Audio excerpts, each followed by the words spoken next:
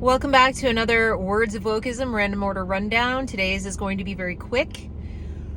The word is belonging. You've probably heard it a lot.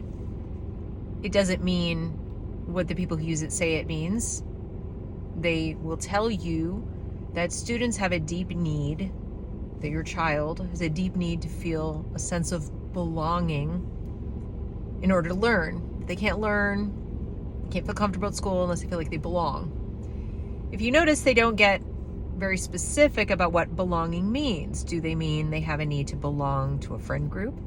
They feel like they need to belong to a club or an interest group or something? Are they actually implying that kids walk into school and automatically feel a sense of foreboding and exclusion and have to be actively drawn in? Why might that be? Could it be that school is such a foreign environment compared to home? Could it be that everything about its structure is inorganic and contrived and forced? Because it is. So if a child doesn't feel like they automatically belong when they walk into a school, whether it's their first year or their 10th or even their 13th, it's probably because school doesn't mirror any other aspect of real life, except possibly prison, which hopefully most of us won't land in or aren't in. And we hope our kids don't end up in. So for your average 6-year-old, it's certainly not like any place they have ever been, and completely foreign and in many ways unpleasant because of the way it's structured, because of the arbitrariness of it, because of the way they are reduced almost instantly to just a number. And then now, of course, to a set of identity markers that prior to walking into school, they never knew they had, other than the basics of, I'm a boy or I'm a girl, or my, mother and father's son or daughter, or grandson or granddaughter, or friend to the neighbor down the street, or that's about it. That's about it.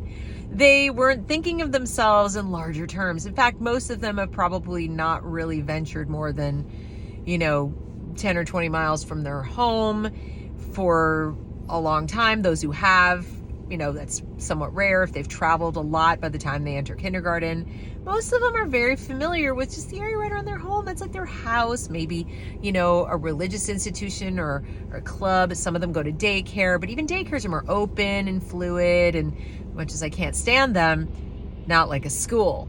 Not like a school. You'd think it was pretty weird if you walked into a daycare and it was organized just like a school.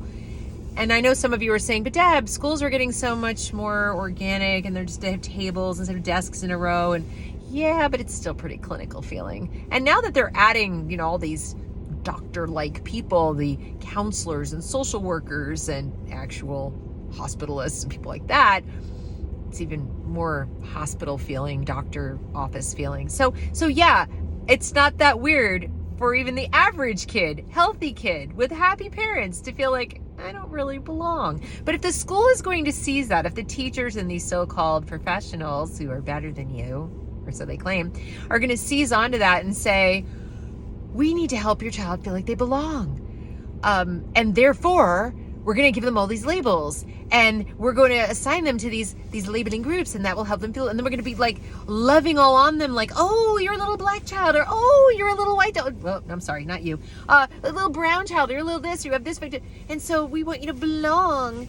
And if you are that little white child, then we need to find something in there we can actually praise. We're going to have to dig. And would you perhaps like to confess your sin of racism? Then you can belong. Or would you maybe like to question your gender? Okay, now you can belong. They're making belonging more about literal belonging to them, as in sharing their values, sharing their definition of what your child is and ought to be. And now that we know that in the mind of the addled mind of our president, the belief amongst teachers, union teachers, the one he cited in particular, is that there's no such thing as other people's children.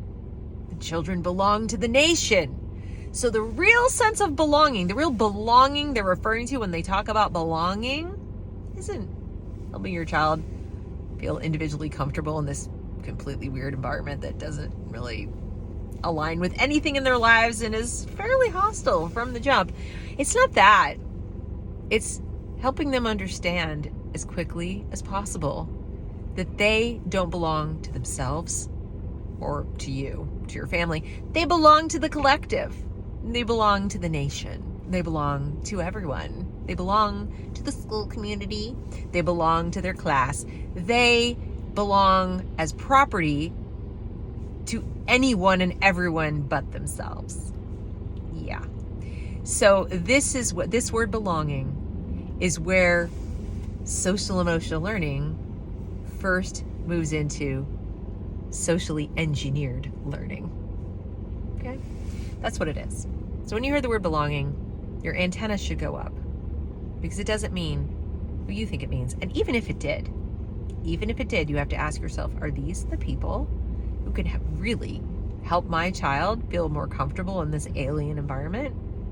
Because in order to do that, they would need to connect the dots for your individual child about why this place is relevant to your individual child, not why your child is relevant to it. They would need to demonstrate that they belong in your child's life, not that your child belongs in theirs. That's all for today.